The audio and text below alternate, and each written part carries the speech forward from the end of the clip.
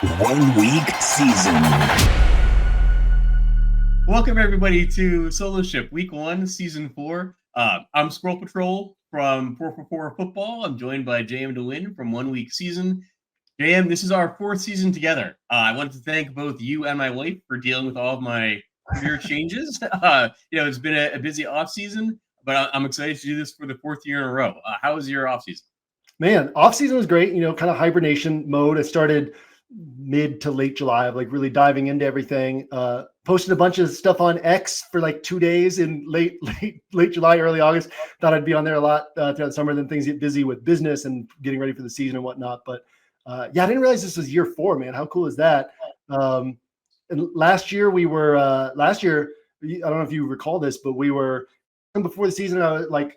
Aaron and I were talking about the power of my time, and we were like, should we cut out this solo ship show? And then I messaged yeah, I think I'm not doing it this year. And then I messaged back no, I got to do it. It's just such a valuable show for me. I don't care. I think people watch it these days. But I was like, I don't care how many people watch it. It's just a show I love doing. It's great to sit down and chat with you every week. Yeah, I agree. I was actually listening to our season 1 or our week 1 show from last year to kind of refresh my mind on how we run things. Oh yeah. Week 1 last year, I said welcome to season 3. Yeah, that's incredible. I could have just started season 2, and I could be adding a year to our. Yeah, we might be lying. Yeah, this might all be inaccurate, but assuming everything's on up to date with the season number. Going into this week, we got a 12-game slate. I think there's no wrong answers this week for a bunch of reasons. But every game has a total between 42.5 and 47.5. Every game except for one has a total between 42.5 and 47.5. Every spread but one is at 6 points or less. Any initial thoughts on the slate? Yeah, I do think there's some games that stand out to me. One of the reasons I really like this show so much is I'm kind of a bubble builder, right? So I'm in my own world and in my own thoughts, and then I come out on Fridays and I do a show with Pete Overzet in the morning, and I kind of get from him the perspective of what everyone's talking about, because that's sort of where Pete's where Pete's centered in the industry is, right? What are the conversations and what is everybody talking about this week? And sometimes there's some topics and I'm I didn't realize people were so focused on that, or I didn't know people were going to like this player that much. And then you and I get together and you've had so much success in DFS, also thinking independently and thinking for yourself. So there's always these spots where our thoughts overlap. And then there's a few things you see that it's oh, I didn't see that, And so I think it's such a cool dynamic here. And I'm really excited to dive in and see what you're seeing on the slate. I like what you said about no wrong answers, because we get so certain about what's going to happen. And then we watch a game like Thursday Night Football where nobody expected the first part of the game to play out the way it did, where nobody could stop anybody. Nobody expected the second part of the game to play out the way it did, where nobody could do anything on offense. And nobody expected Javonte Williams to score 2 touchdowns, George Pickens to have 3 catches, AJ Brown to have 1 catch 58 minutes into the game. We see that, and then we let go of all of that heading into Sunday. We're we know what's going to happen in these 12 games, but it's no, there's going to be a lot of surprises this week.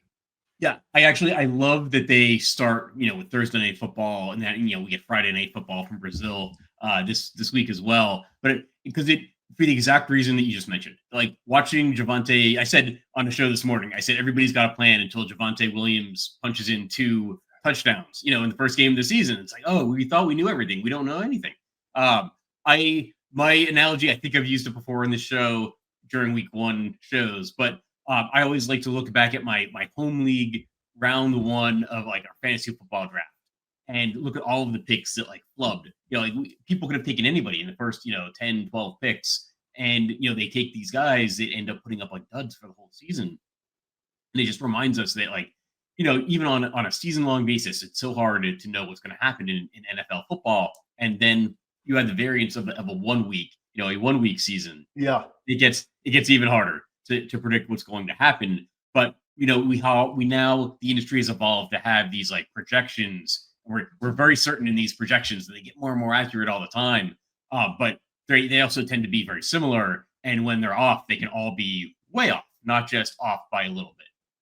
Yeah. I was running some sims on some hand builds this morning and last night. And it was there was somewhere it was negative ROI. And it was like, but is it, like there's so much we don't know in week one in terms of how to project some of these situations and players. There was one roster where like the difference between me having Hunter Renfrow and Ricky Pearsall was like my highest ROI roster. And then I switched those two spots, like two other guys in the same price ranges. Right. And it was negative ROI. And it's like, my biggest edge is like week 4 or 5 on, right, where I get more information. But week one, I think inherently, like if you can let go of the idea of knowing what you know, then you have more information, like you have more edge, right? Yeah, I think so. I will say that this week things are a little bit more spread out, but we'll see how things evolve. Like I don't think ownership is necessarily going to like concentrate anywhere too strongly this week, which might take away some of that edge, right? Because like when people get really invested in the clear plays on Friday, that ownership can get like can kind of snowball, get a little bit bigger than than we were expecting this week. I'm not sure that I see that happening. Although I will say, we record this on Friday afternoons. We usually get injury reports coming at us from Friday practices. We could have a big one this week with Christian McCaffrey either having a normal Veterans Day off on Thursday practice, or it could be a recurrence of last season where he was declared out, I think, a few hours before game time after people thought it was just like a nagging thing where he was going to be able to play through it. He ended up missing, I think, the first 9 weeks of the season. And I think that's going to be a big impact because Christian McCaffrey is only $7,300 on DraftKings this week, which is about $2,000 to $3,000 less than he's been priced at previously. Yeah, that's a big one. And it's also going to be interesting to see what the fallout is if he's out. Like, how much do people then click over to mid-season brain where they're like, his backup running back, everybody's going to play him? Or do people say, hey, there's like still a lot of value and great places to go on this slate and go other directions? Yeah, so I'll just note that his player props are still out there, as are the player props for the rest of the San Francisco 49ers, which to me indicates the expectation is that he's going to play. And the receiving yards for George Kittle did not spike dramatically with the news that Christian McCaffrey missed Thursday's practice. So I think that at least maybe the sports books that are leaving lines out there that people can bet on are expecting Christian McCaffrey to likely play.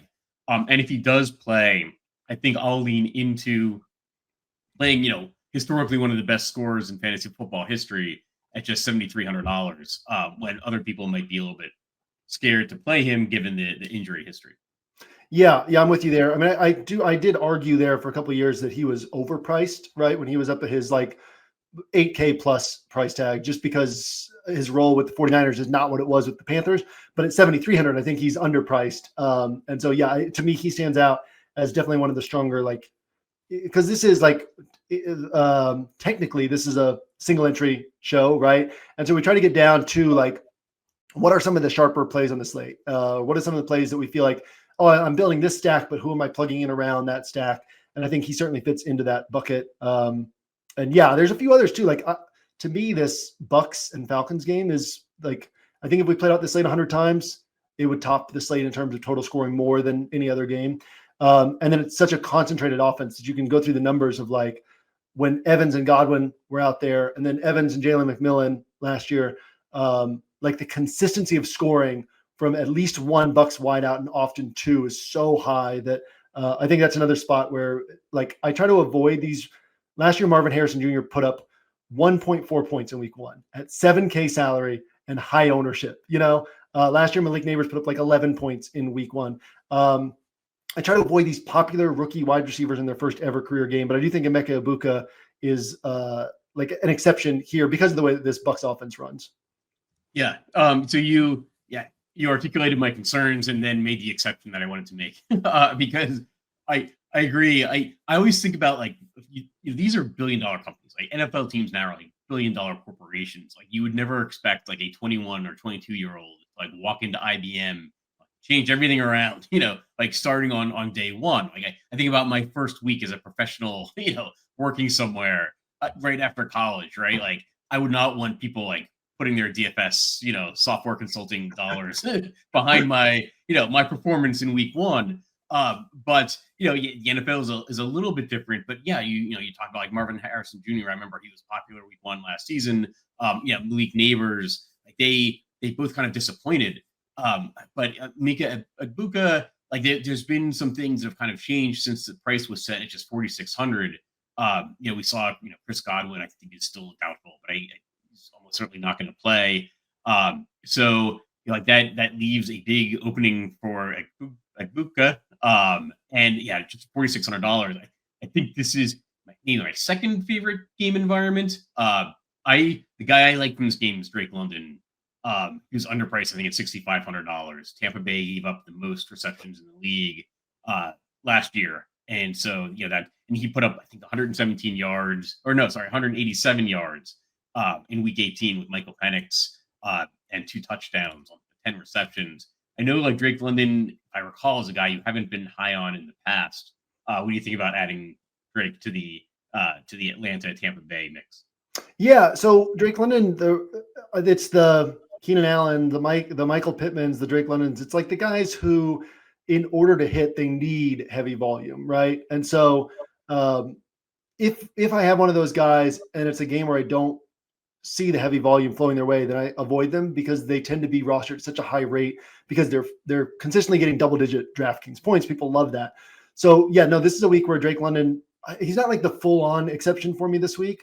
Like I still think this number is off the top of my head, so I might be wrong on like the specifics of it. But like Mike Evans scored 17 plus points in half his games last year. And I think Drake London did it in like 2 games or 3 games or something like just the consistency with which you get those scores from somebody like Mike Evans at the same price tag. I still take him first because he's such a focal point of the offense. But no, I think that Drake London's a super sharp play this week. I've got him below like those Bucks guys, but I will have plenty of them this week. Yeah, there is a lot to like from this game because I think you've either got a very cheap Ibuka at 4,600. You can play Drake London at 6,500, but I agree. I think Mike Evans is a name that's not going to be played as often as he should because if people are going to think it looks weird, they're going to want to play Ibuka. But they're going to think it looks weird if you have $2 in the lineup. But yeah, he's competing right there with Drake London at Evans is 6,600, Drake London is 6,500.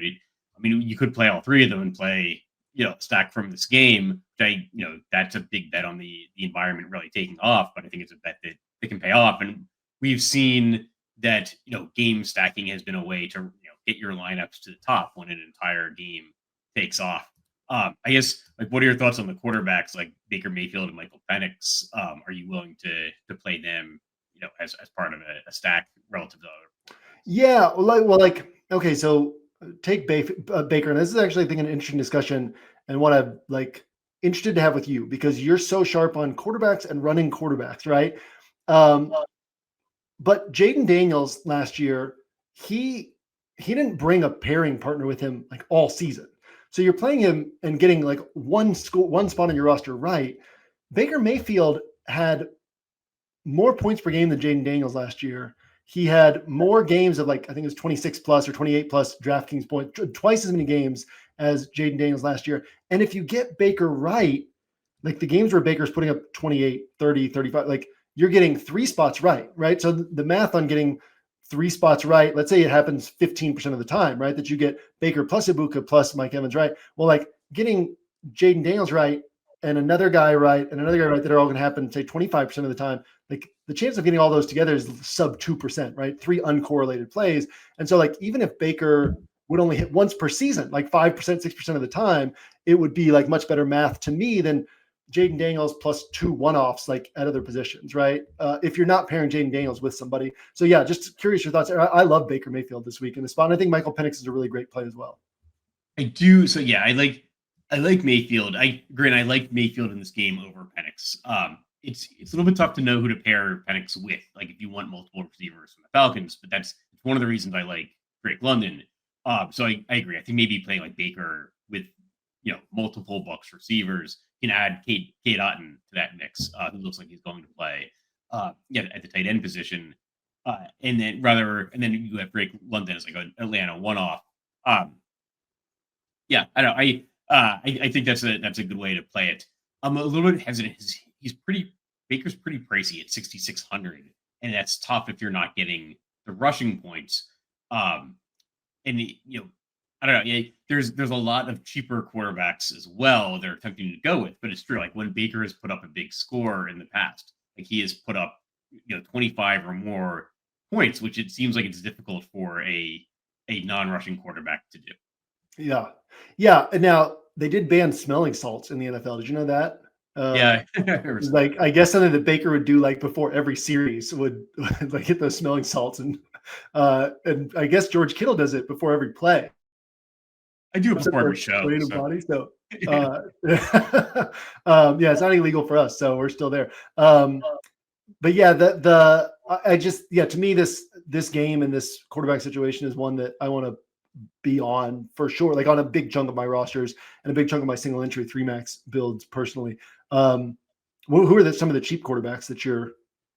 So I said this is maybe my second favorite game environment, and the one that I like probably about as much or maybe even more is actually Miami and Indianapolis. I'm going to be playing some Daniel Jones this week, just because he's $1,500 cheaper than Baker at $5,100.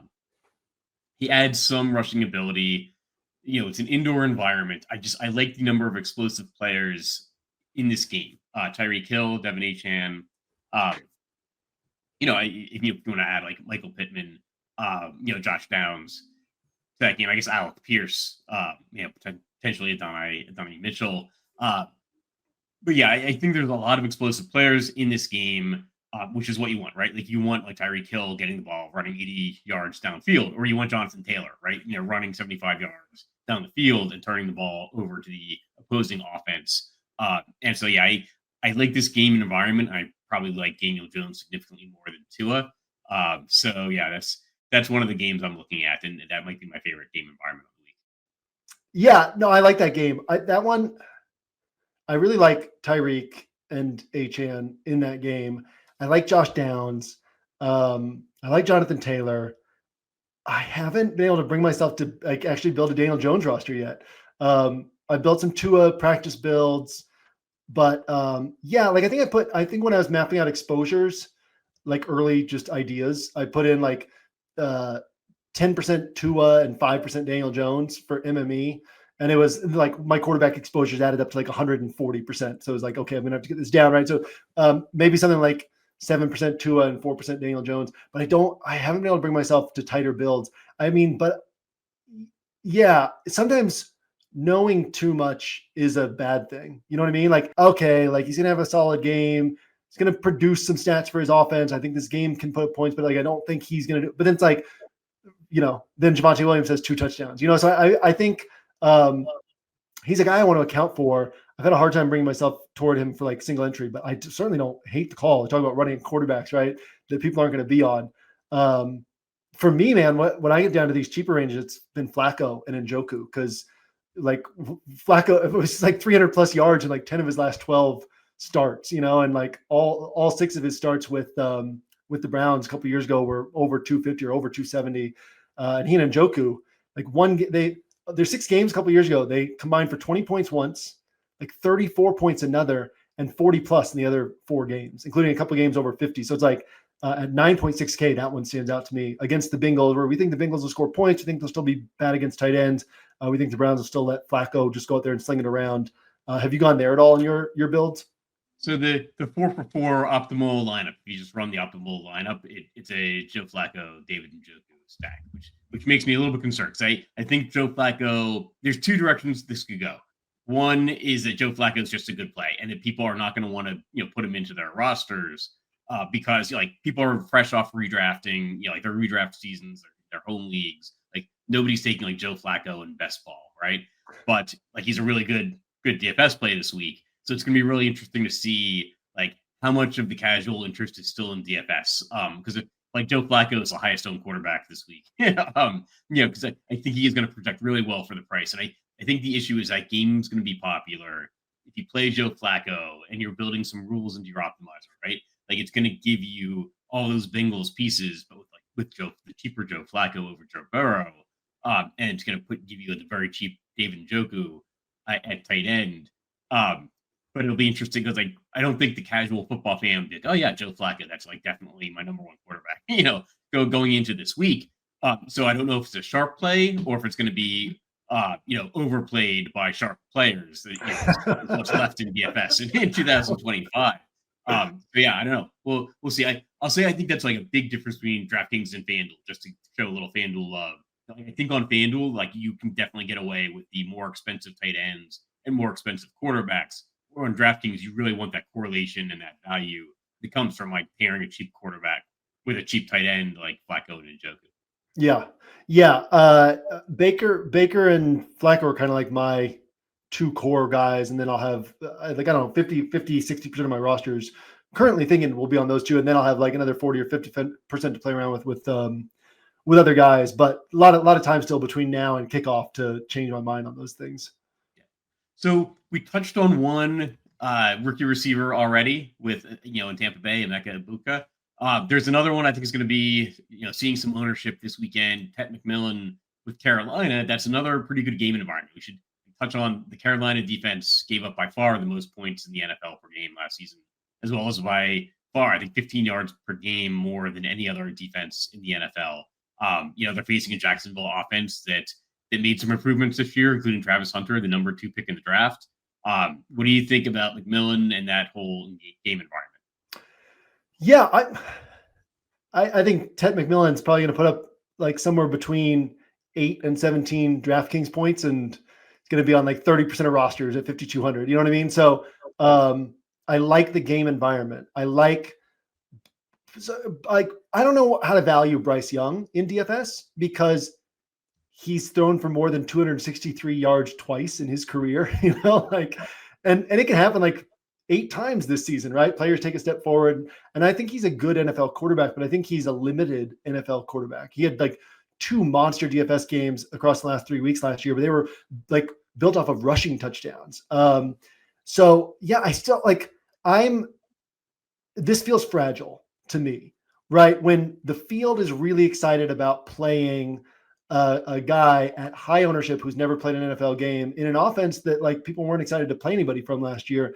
That feels like Marquez Callaway a few years ago, right? Where you're like, oh, if everybody's going to do this, yeah, like I'll go a different direction. Marvin Harrison Jr. last year, I don't think he's going to put up 1.4 points, but like it's going to be, I think he's an underdog to put up like a score you had to have at his price tag. And so to me, that makes it easier for me to stay away. But I will have like Trevor Lawrence is kind of right there on the fringe of being like my next quarterback, behind those first 2 guys. And if I'm building, like I want to build for a scenario where like Trevor Lawrence isn't throwing for 250 and 2 touchdowns, right? Like what if Trevor Lawrence throws for 304 touchdowns and then you've got like 2 or 3 wide receivers on his team. And then you've got somebody from the other side. Like that's where my Ted McMillan exposure, I think will come, is like betting on the game environment taking off. I don't think I'll have Ted McMillan onesies just because it's like, it does feel fragile. I mean, you think I'm seeing that wrong, or are you with me on that? No, I think that's a good call. I'll say just on Bryce Young, one of those games, actually is a game he threw for 150 yards, but he won me $1 million. He was the quarterback in my million maker lineup. But I agree. I think Ted McMillan actually fits the Marvin Harrison role pretty well from last year, where there's just really high expectations. And, the Jalen Coker injury is probably adding to people's expectations because like, they're down a receiver now, but they're still going to have somebody playing that role, right? Like I think maybe like Hunter Renfrow, yeah. Yeah. So there'll still be somebody there playing that, like, I guess, Adam Thielen role from last year.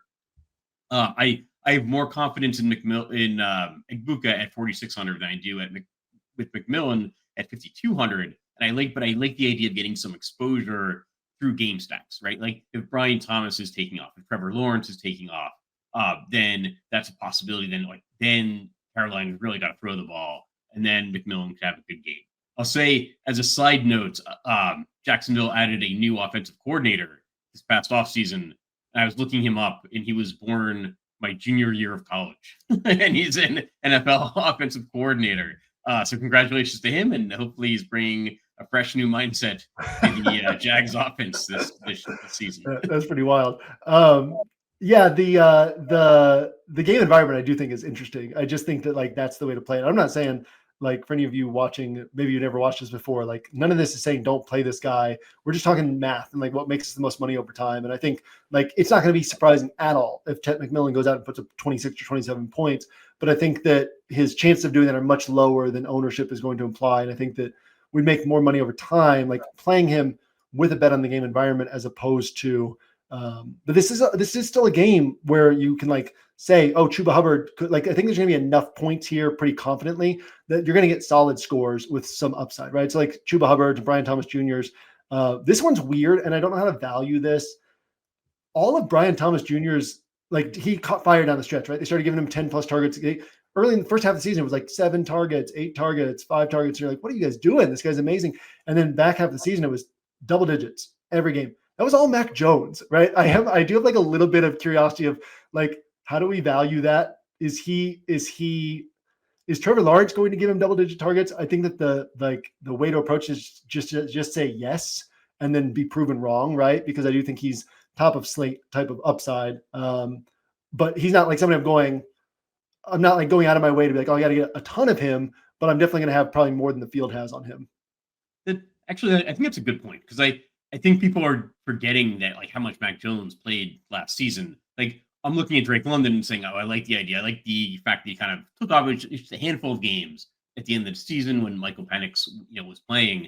But yeah, you've got almost the reverse of that in Jacksonville, where you have this like player that put up a really big season last year, but it was with a different quarterback.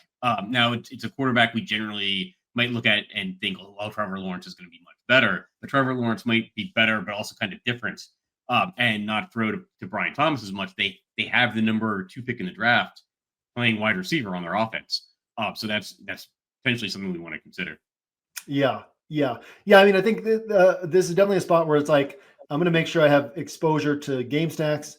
I'm going to make sure I have some one-offs from these offenses, primarily focused on Chuba Hubbard and Brian Thomas Jr., but like allowing myself to be like, oh, Brian Thomas Jr. doesn't fit on this roster, but Travis Hunter does. Or, oh, you know what I could do? I could play Tank Bigsby here and hope that he gets 14 or 16 carries and 2 touchdowns. And like that opens up things on other spots of my roster here, right? Like that's kind of how I will approach things with this game. But it's not going to be flooding into as many of my rosters as like the Bucks and Falcons spot or even like the Dolphins players who I will kind of have flooding into more spots than I think players from this game. So we've touched on, I think, all of the like 47.5 point, 47 point games, except for one, which is a little bit of a surprisingly high total for you in Green Bay. The Lions and the Packers at 47.5. You've got Jordan Love there. You have Jayden Reed potentially a little bit injured. We have Matthew Golden stepping in. Christian Watson is still expected to miss most of this year, I believe. And then we have a Detroit offense that's returning most of the same pieces from last season. And they're getting a big piece back on defense, Aiden Hutchinson back from injury. But it's a game that's not really being talked about that much for DFS. Do you have any thoughts on the game there in Green Bay? Yeah. So when I initially sorted through stuff this week, I did it before looking at over-unders, and I grouped this. This is like the one game that I grouped below those other 4 games that have the 47.5, 48.5, or 46.5 to 48.5 total. So like, including the Dolphins and Colts game. Like I had those first 4 games, and then this was in a second tier that ended up falling in with like the Rams and Texans and the 49ers and Seahawks, which are games that like ended up with lower totals. So yeah, I'm with you. Like that's kind of how I was seeing this game. 2 of the last 3 games between these teams in Green Bay have been like under 40 points combined. And there's a difference like in Green Bay because it's grass versus turf, it's outdoor versus indoor. And they do actually let the grass grow a little bit longer there, which kind of slows down teams. That's a true thing. And so, and then you've got really high priced players on the Lions and then kind of uncertain distribution of touches on the Packers. And so it just leaves me in a spot where it's like, how often does this become a spot where you couldn't win a tournament without these guys? I don't think that. And speaking of like going back through game logs, right, of who was playing, who wasn't, like Jahmyr Gibbs, you look back and you're like, man, this dude caught fire last year. And then you realize most of his huge games where David Montgomery was out, so he's capable of a huge game, but he's far less likely than just the game logs look like. And so, it's not a game I'm super nervous to miss out on. Like, I don't think there's a high probability of of us flipping things open on Sunday evening and being like, oh God, there was no way to win without having pieces from this game. I think we could get some good scores, but I don't think it's going to be like difference making, like in the typical range of outcomes. Yeah, I kind of see it the same way. I just think a lot of Detroit's games last year, like they offense did incredibly well when they needed to, right? But they don't necessarily want to go out there looking to score 40 points, right? They're not thinking we need to go throw the ball all over the field. Um, they would prefer to win games, I think, with their defense.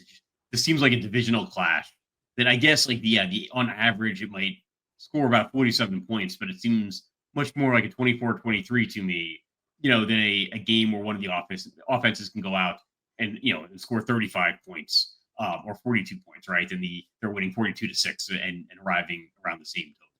Yeah, I'm with you on that one. I'm surprised. So we've made it 32 minutes in. You haven't talked about Jaden Daniels at all. Yeah, I think he's a great play on FanDuel.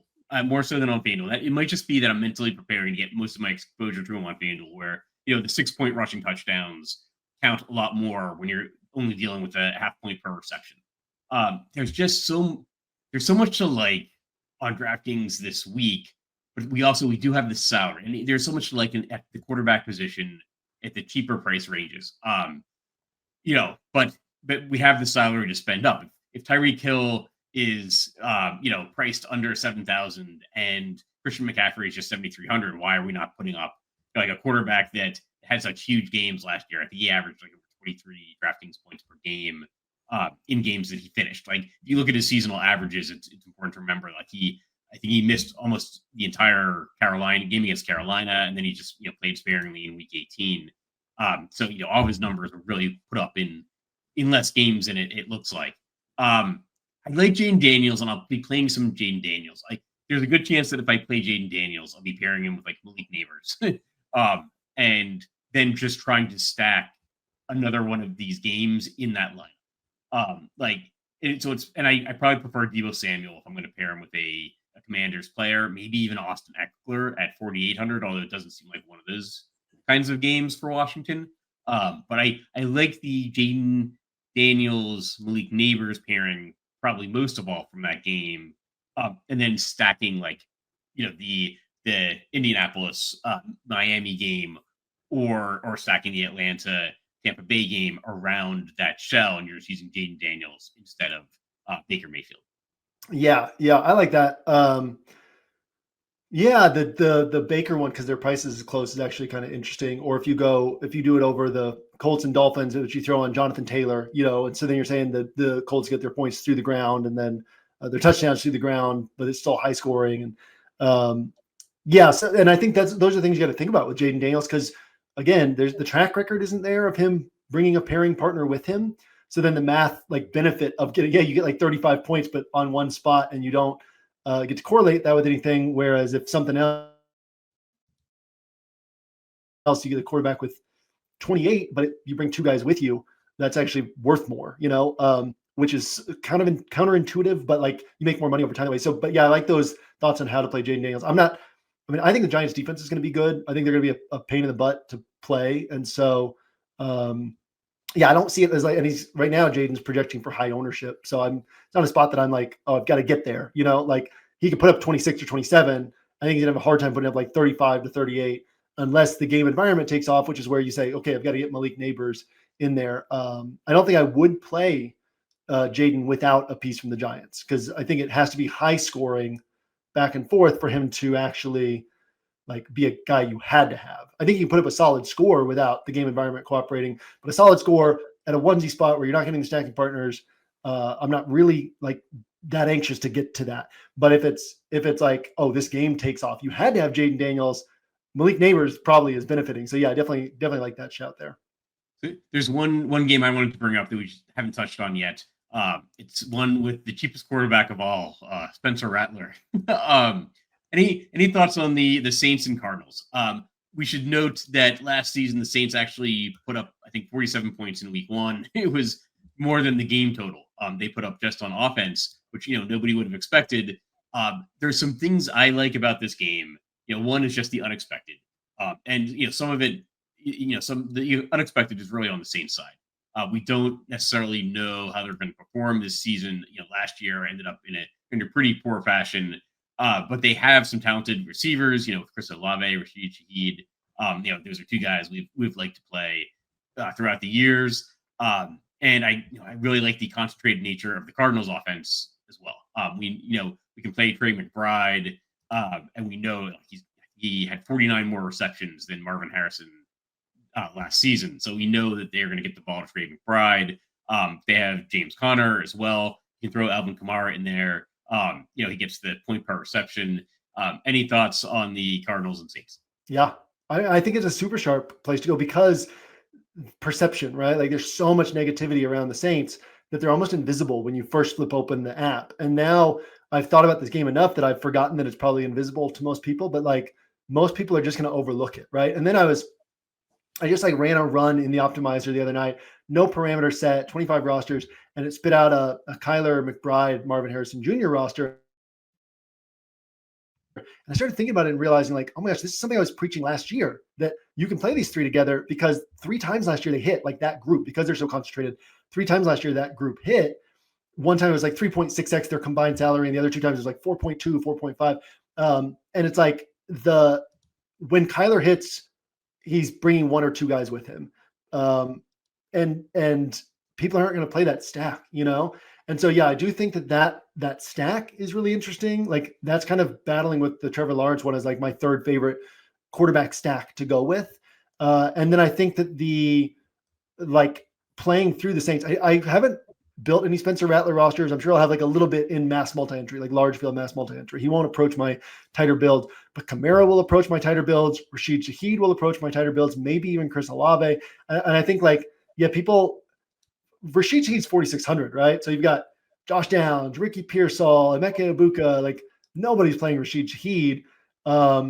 This dude scored like 16 to 20 in 4 of his 5 healthy games last year, right? Kamara only had 5 games with both Olave and Shaheed. They're all at the beginning of the season when he's going to have fresher legs. And those were 3 of his best games of the season came in those spots. So yeah, I do think like this is one of those spots where new head coach, bad quarterback, like I think the perceptions are so negative that people forget like, oh, this is still an NFL team that's going to come out and try to win this game. Things can happen here. Yeah, I think it's a very interesting spot. Yeah, I don't know if I'll go there for single entry, which is the theme of the show that I remember every once in a while. But I think it's a really interesting call, for multi-entry. I think you could take aspects of it for single entry, right? You could do a James Conner, Kamara or Shaheed pairing. I agree. Shaheed is a really interesting price pivot, right, at 4,600, because Ibuka is probably going to be fairly popular. People are not going to go to Shaheed as much. Josh Downs also probably going to be somewhat popular. All right, that'll pretty much do it for this week. Any closing thoughts? No, I am so excited we're doing the show again. Appreciate you and your time and these conversations. Looking forward to the rest of the season. Yeah. Good luck to everybody this weekend, and we will see you next week.